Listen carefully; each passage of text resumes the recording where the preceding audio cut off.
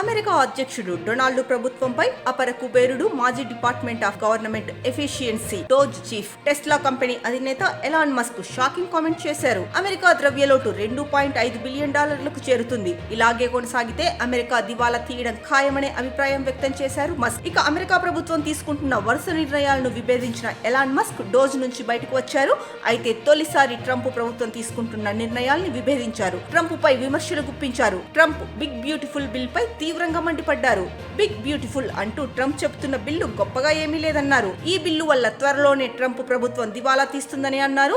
ఈ సందర్భంగా ఎక్స్ వేదికగా ట్వీట్ చేశారు. ఈ భారీ దారుణమైన కాంగ్రెస్ వ్యయ బిల్లు అసహ్యకరమైనది. దీనికి ఓటు వేసిన వారు సిగ్గుపడాలి. మీరు తప్పు చేశారని మీకు తెలుసని ఎక్స్ లో పేర్కొన్నారు. అయితే వైట్ హౌస్ మాత్రం దీనిపై పెద్దగా స్పందించలేదు. White house press secretary Caroline లెవిట్ మాట్లాడుతూ ఈ బిల్ పై మస్క్ నిర్ణయం ఏంటో ట్రంప్ కి తెలుసు. అయినప్పటికీ అధ్యక్షుడి అభిప్రాయాన్ని మార్చలేదు. ఇది ఒక బిగ్ బ్యూటిఫుల్ బిల్, ఆయన దానిని కాపాడుతున్నారు అని చెప్పారు. ఇక గతంలో ఇదే బిల్లును విమర్శిస్తూ మస్క్ స్పందించారు. ఈ బిల్లు ఇప్పటికే భారీగా ఉన్న లోటు బడ్జెట్ $2.5 ట్రిలియన్ కు పెంచుతుంది.